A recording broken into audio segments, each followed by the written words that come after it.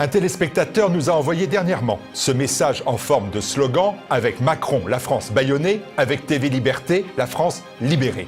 Et il est vrai qu'avec Emmanuel Macron, la France n'a pas eu de masque, mais elle a des bâillons. Jamais, en si peu de temps, nos libertés ont été autant attaquées. Jamais. La crise sanitaire a entraîné d'incroyables restrictions. Provisoirement, les Français ont accepté de limiter leurs déplacements, comme dans le roman 1984 de George Orwell, de présenter des autorisations, d'être fichés en attendant d'être munis de puces électroniques. Covid-19 oblige, nous dit-on.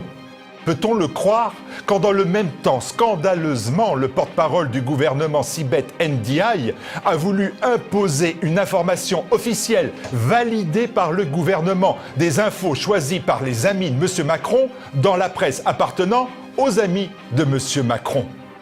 Dans le même temps toujours, la première loi votée après le déconfinement est la loi Avia, une loi liberticide qui, pour combattre des propos haineux sur les réseaux sociaux, fait la chasse aux opposants au gouvernement. Le pouvoir veut faire taire sa vraie opposition par tous les moyens, régner en muselant l'adversaire. Enfin, dans le même temps encore, sur ordre de M. Macron, les réseaux sociaux renforcent férocement la censure. Dorénavant, à la demande de Facebook, des journalistes de quotidiens extrémistes et controversés comme Le Monde ou Libération sont payés pour juger, dénoncer, mettre à l'index les informations révélées par la presse alternative. C'est ainsi que TV Liberté doit faire face à une petite armée stipendiée de Fouquier-Tinville, régner en tuant l'adversaire. Mais c'est simple. On ne se laissera pas faire, on ne nous fera pas taire. Ils veulent nous bâillonner, alors nous allons gueuler la vérité encore plus fort. Pas question de baisser les bras ou de se morfondre dans des à quoi bon. Emmanuel Macron et les oligarchies doivent comprendre que nous ne laisserons jamais s'installer une société verrouillée et tyrannique à la chinoise. Aucun flicage, aucune répression, aucune violence ne viendra à bout de l'esprit français, à ce caractère gaulois et rebelle qui constitue malgré tout le bel et vieux fond français. TV Liberté a surmonté la censure qui se voulait mortelle de Google YouTube. La chaîne progresse en multipliant ses téléspectateurs et ses abonnés malgré le travail des algorithmes pour ne pas référencer les programmes proposés, malgré le lourd silence médiatique autour de son existence même. Qu'importe, TV Liberté explose le nombre de ses vues sur l'ensemble des plateformes. Ils ne réussiront pas à nous faire taire si nous avons les moyens de la riposte. Comme pour beaucoup d'entreprises, la mauvaise gestion gouvernementale de la crise sanitaire l'a fait suivre d'une crise économique importante. En 3 mois, notre manque de ressources se chiffre à très exactement 48 000 €. Je vous demande de toute urgence, la date fatidique, je ne vous cache rien, est le 10 juillet. Je vous demande de nous aider. Il faut permettre à TV Liberté de passer l'été en payant normalement ses salariés et ses charges. Et surtout, d'être offensif à la rentrée vis-à-vis d'un public qui s'est considérablement élargi. C'est une nécessité vitale pour notre chaîne et, permettez-moi de le penser, pour notre pays. 48 000 €, soit 480 personnes versant 100 €, donnant droit d'ailleurs à une réduction d'impôt de 66 %. La rentrée que la crise du Covid-19 va bouleverser, va offrir des perspectives nouvelles, des nouveaux talents, des nouveaux actes, des nouveaux espoirs. Soros, Attali, Gates, Zuckerberg et consorts ont leur plan pour accélérer la mondialisation et l'uniformisation du monde. Nous avons aussi notre plan pour le monde à venir. Nous devons réussir et ils doivent échouer. Alors aidez-nous à gueuler la vérité maintenant.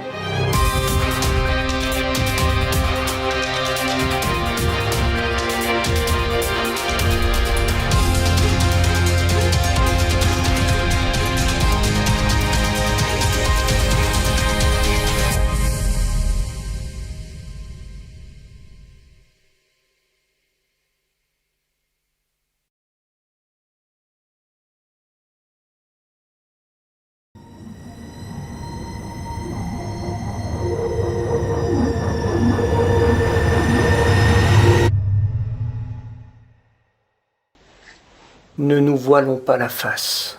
Toi, je t'arracherai ton masque. En arrachant votre masque, j'arracherai le masque de la société. Elle apparaîtra pour ce qu'elle est réellement, un cloaque qui avilit l'homme au quotidien, un temple de perdition, une entreprise de corruption où la morale est foulée aux pieds sous des airs de vertu. Si nous arrachons les masques de nous tous ici, alors sur ce nouveau socle immaculé, nous pouvons poser les premières fondations de la nouvelle société, celle qui ne se compose que par la volonté de tous ses membres et pour le bien de tous.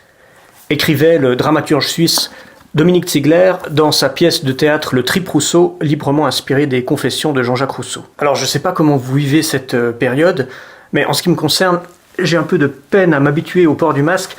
Et les premières fois que je suis sorti pour faire les courses avec le masque, quand j'arrivais à la caisse, j'avais toujours tendance à faire bonjour, parce qu'on m'avait appris la politesse et que ça me semblait plus respectueux. Mais ça, c'est ce qu'on appelle une fausse bonne idée. Les masques, c'est un peu comme des uniformes. Pour l'instant, il n'y a pas la même diversité que dans le prêt-à-porter ou la haute couture, ce qui fait qu'on a l'impression de tous se ressembler à partir du moment où on camoufle notre physionomie. Ce qui n'est peut-être pas si mal en un sens, parce qu'on parle beaucoup de contrôle social et de dérive autoritaire à la faveur de cette crise, mais avec les masques, on échappe à la reconnaissance faciale, comme en Chine avec leur projet de crédit social où chacun est identifié et reconnu par les caméras de surveillance.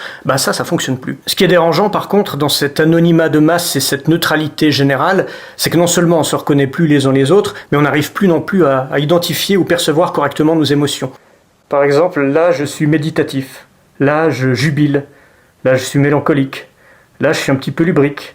Là, je suis catastrophé parce que je viens d'apprendre la mort de Guy Bedos. Ce sont de toutes petites nuances de physionomie, ça aiguise notre perception visuelle. Qui dit anonymat et neutralité dit aussi égalité, ou en tout cas égalité de façade. Or, c'est loin d'être le cas, et on retrouve bien vite à la fois les classes sociales et les opinions politiques. Là, on voit que je suis un pauvre, voire un sans-dents, parce que je me contente d'un masque d'infirmier. Là, par contre, on voit que j'appartiens déjà à la partie supérieure de la classe moyenne, parce que je porte un masque de chirurgien. Là, on devine que je suis très pauvre, parce que j'ai acheté une cagoule fabriquée en Chine, et qu'elle est vraisemblablement pas conçue pour les nez occidentaux. Et là, tout en suivant les consignes sanitaires, je manifeste une préférence géopolitique dans le cadre d'un conflit au Proche-Orient. J'espère avoir ainsi pu vous démontrer que, contrairement à ce que racontent les mauvais esprits, le port du masque ne remet en question ni votre liberté, ni votre identité. Toutefois, il y a encore un dernier modèle de masque que je vous recommanderais pour les temps qui viennent, et notamment si les manifs de gilets jaunes devaient reprendre, un modèle spécialement prévu pour les cas de grande promiscuité.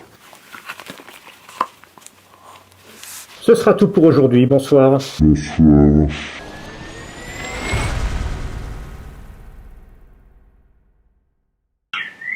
Chers amis éléments, bonjour. Toujours un plaisir de vous retrouver en cette période de déconfinement où nous sommes un petit peu gouvernés, semble-t-il, par des confinis, si vous me passez l'expression.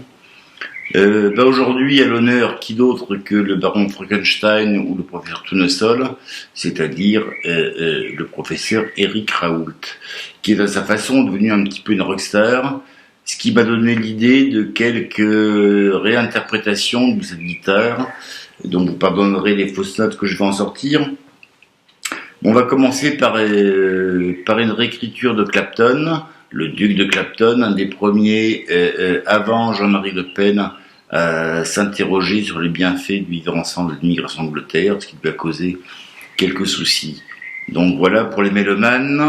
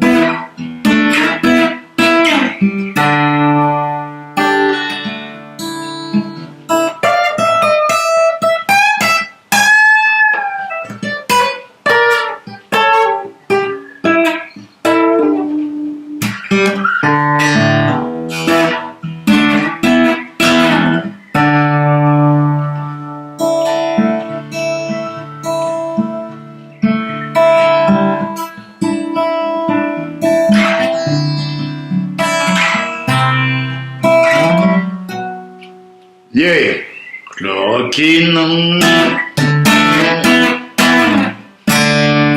Chloroquine.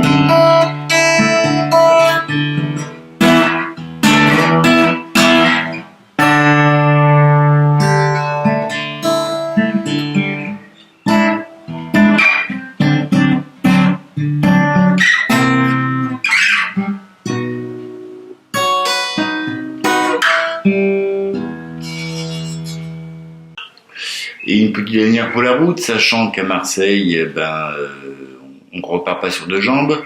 Donc, ce fameux professeur bienfaiteur de l'humanité, qui aime l'eau, le mélange du pastis et la fumée contre le coronavirus, a pu éventuellement inspirer cette chanson que je vous laisse le plaisir de découvrir en excusant les fausses notes, de mauvais sons, mais je n'ai pas tenu Visconti aux consoles, moi, s'il vous plaît.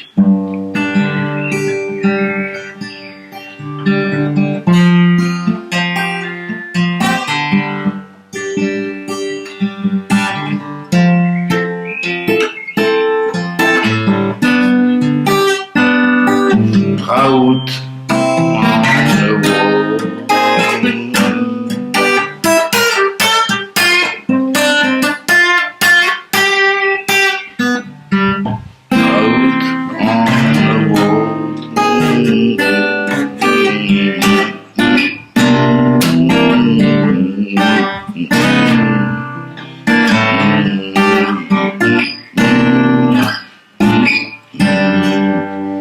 Et voilà. C'est fini pour aujourd'hui. J'aurais pu jouer Jeux interdits, mais ça aurait été quand même vachement moins drôle. À bientôt. Au revoir.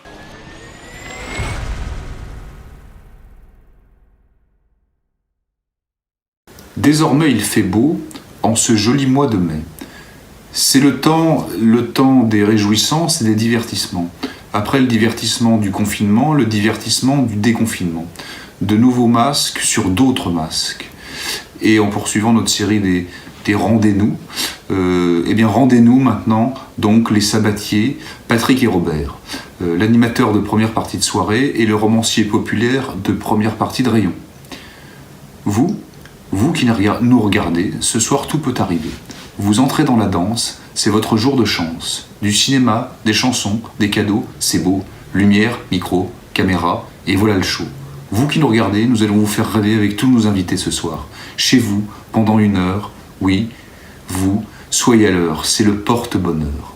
Eh bien, c'était le générique chanté de Porte-bonheur, l'émission de TF1 qui offrait entre 83 et 86 une pluie de cadeaux à de méritants anonymes. Rendez-nous porte-bonheur, comme le muguet de notre mois de mai, et ses grandioses stars naphtalinées, Sardou, Balavoine, Berger, leur lenteur ringarde, leur sourire sirupeux et ces déballages engoncés. On m'a souvent dit qu'indéniablement, j'étais le sosie de Sabatier, le monsieur loyal des Haïtis, que c'est une espèce de titre de gloire qui est mieux que Mouloud Achour et Laurent Ruquier, je trouve. Nous voulons, oui, du jeu de la vérité, avec Alain Delon, avec Eddie Mitchell, avec Annie Girardot, Marlène Jobert, plutôt que ces ricaneurs à perruque. Nous voulons les stars à papa, du franchouillard Strass et de la nostalgie paillette. Un petit peu plus sérieusement, pour célébrer notre déconfiture du déconfinement de mai, j'ai envie de rendre hommage à l'autre Sabatier, Robert Sabatier, l'auteur à la verve poétique et populaire de quête de l'enfance, de délicatesse, de sensibilité, qui avait un ancien Sabatier de la revue Art et qui était auteur d'une chronique, d'une anthologie de la poésie. Donc c'est les allumettes suédoises, c'est les noisettes sauvages dans les années 70, c'est ces belles déambulations autobiographiques avec un lyrisme tendre à Paris, à la campagne, et qui nous montrait un monde oublié. Et pour finir, j'ai envie de vous lire un petit extrait d'Éloge du repos de Paul Morand qui correspond bien à notre époque un peu bizarre. Et pourtant, le vrai repos de l'homme n'est pas une agitation qui ressemble vite à des travaux forcés. Avons-nous su assez le trouver en nous ? Nous l'avons cherché dans un anéantissement du temps, dans un rythme saccadé. Est-ce la paix ? Personne ne supporte plus la solitude ni le surplace. Le surplace nous donne un échauffement dont la vitesse est la purge. C'est un des aspects de cette peur de mourir. Erreur matérialiste du monde occidental, par quoi, peut-être, il périra. Voilà. Bon courage à tous, comme dirait François Bousquet.